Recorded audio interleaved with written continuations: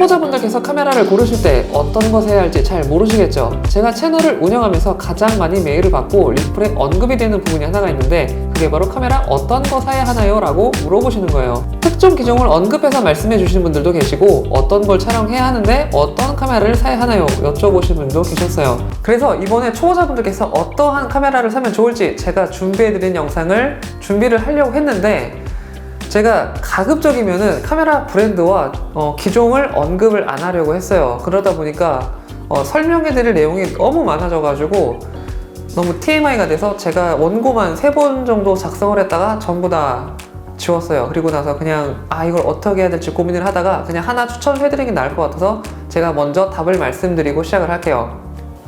캐논 카메라 사세요.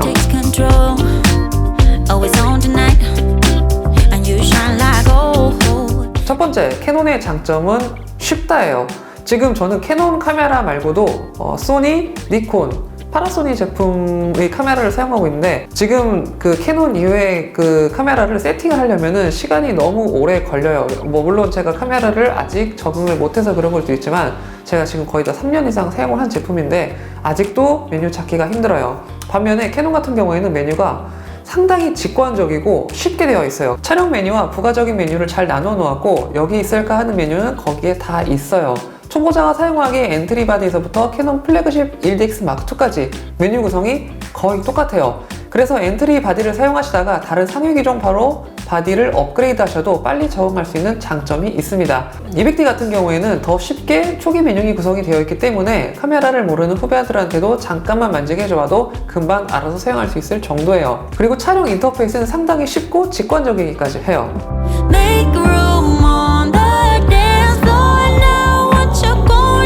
두 번째 장점은 색감이에요. 이건 개인차가 조금 있는 부분이긴 한데, 뭔가 대중적으로 가장 많이 선호하는, 그리고 이뻐하는 색감이 캐논이라고 저는 생각을 해요. 사실 조금 전문적인 거, 그러니까 상업사진 같은 경우에는 후보적이라는 것 때문에 사실 큰 의미가 없기는 하지만, 로우 촬영을 안 하시고 JPG로만 촬영하시는 분, 후보정을 안 하시거나 간단하게 조정하시는 분, 레벨만 올리신다든지 그리고 밝기만 조절하시는 분들께서는 가장 쉽게 이쁜 색감을 낼 수 있는 게 캐논이 아닌가 생각이 듭니다.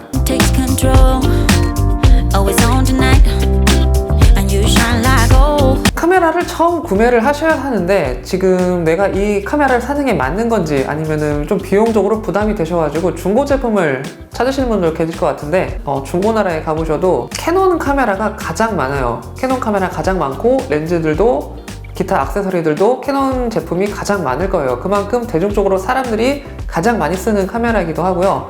렌즈도 많고 카메라도 많기 때문에 저렴한 가격으로 비교적 다양한 화각을 구성하시기에 쉬운 장점이 있습니다. 그리고 캐논 렌즈 말고도 서드파티 렌즈들, 시그마, 탐론 같은 경우에도 비슷한 화각이 더 저렴하게 나온 렌즈들이 상당히 많기 때문에 초기에 비용이 그렇게 많이 들지 않아도 초기에 카메라 구성을 쉽게 가질 수 있는 장점이 있습니다.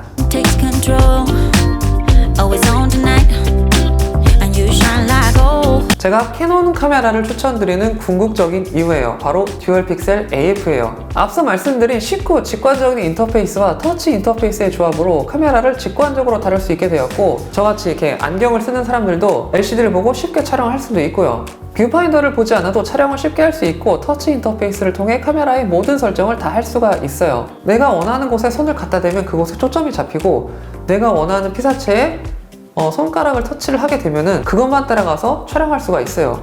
이것만큼 편한 카메라가 어디 있어요? 그래서 제가 초보자분들께는 캐논 카메라, 그러니까 듀얼 픽셀 AF가 들어가 있는 카메라를 추천드리고요. 지금 입문자분들께서 가장 접하기 쉬운 200D와 미러리스 M50이 있겠네요. 지금 제가 생각해봐도 두 카메라는 초보자분들이 쓰시기에는 아주 좋은 카메라라고 저는 생각이 들어요. 여기서 또 질문을 하나 해주실 것 같은데, 그러면 200D랑 M50이랑 어떤 거 사야 돼요? 라고 여쭤보시는 분들이 계실 것 같아요. 그냥 사고 싶은 거 사세요. M50과 200D의 가장 큰 차이점은 저는 확정성과 휴대성이라고 생각을 해요. M50의 작은 크기와 가벼운 무게는 어디에서든지 카메라를 가지고 다닐 수 있는 가장 큰 장점이 있어요. 카메라를 가방에 넣어서 가지고 다니는 거랑 주머니에 넣고 다니는 거랑은 정말 하늘과 땅 차이예요.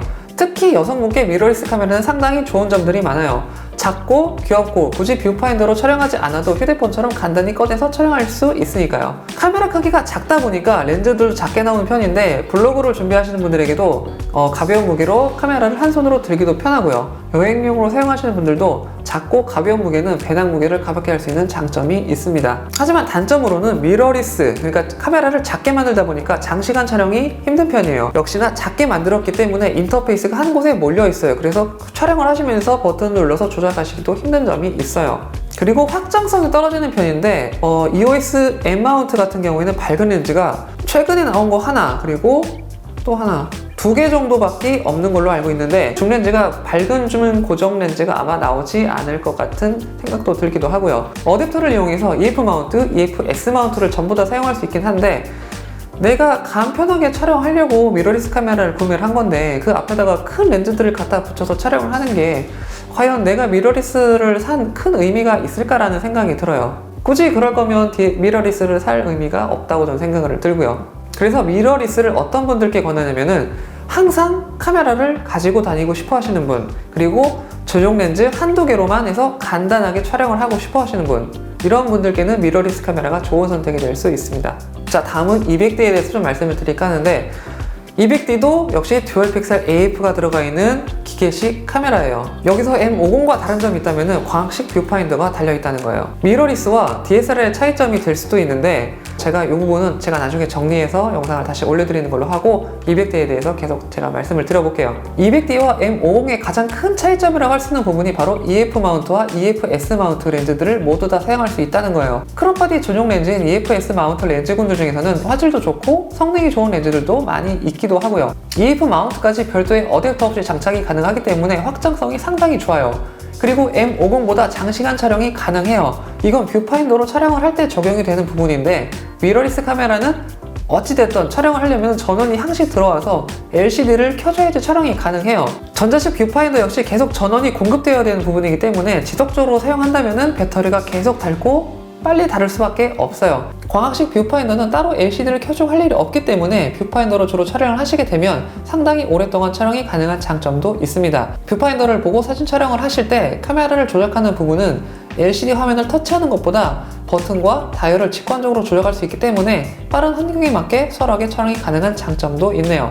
그리고 후에 200D로 촬영을 계속 하시다가 상위 바디로 업그레이드를 하셔도 그간 사용하시던 렌즈와 액세서리들은 대부분 사용할 수 있는 장점도 있고요. 그리고 저는 200D를 오랫동안 사용한 사람의 입장으로서 말씀드리자면 저 같은 사람들도 영상 촬영과 사진 촬영을 할 때 충분히 사용할 수 있는 카메라이기도 하고요. 지금 여타 나와 있는 동급 대비 성능 중에서는 가장 뛰어난 카메라가 바로 200D라고 저는 생각을 해요. 그래서 200D를 어떤 분께 추천을 드리냐면 환경에 맞게 사진 촬영을 주로 뷰파인더로 하시는 분, 두 번째로는 캐논의 다양한 렌즈군을 활용하고 싶어 하시는 분, 세 번째는 추후 업그레이드 시 캐논 바디를 계속해서 사용하시는 분들께는 200D 카메라가 좋은 선택이 될 수 있습니다. 그리고 많이 여쭤보시는 내용 중에 하나가 어떤 게 화질이 더 좋아요? 어떤 게 AF가 빨라 이러시는데 사실 듀얼 픽셀 AF, 그러니까 LCD만 보고 촬영하시는 거는 차이가 거의 없어요.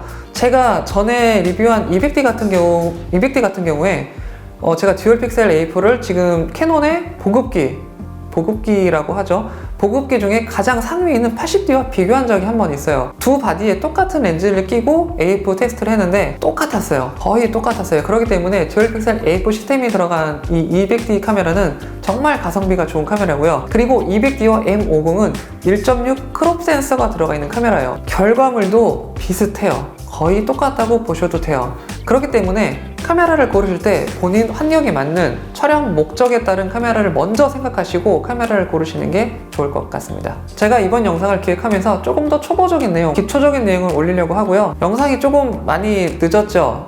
이렇게 뒤에 보시면은 전에 있었던 곳과 배경이 많이 다른데 제가 얼마 전에 이사도 하고 연말에 너무 바빠가지고 조금 딜레이가 된 점 다시 한번 사과드리고요. 이사도 거의 다 끝났기 때문에 앞으로는 영상이 더 빨리 올라올 것을 제가 약속을 드릴게요. 오늘 제가 준비한 영상은 여기까지고요. 제 영상이 도움이 되었다면 좋아요와 구독도 같이 부탁드리겠습니다. 고맙습니다.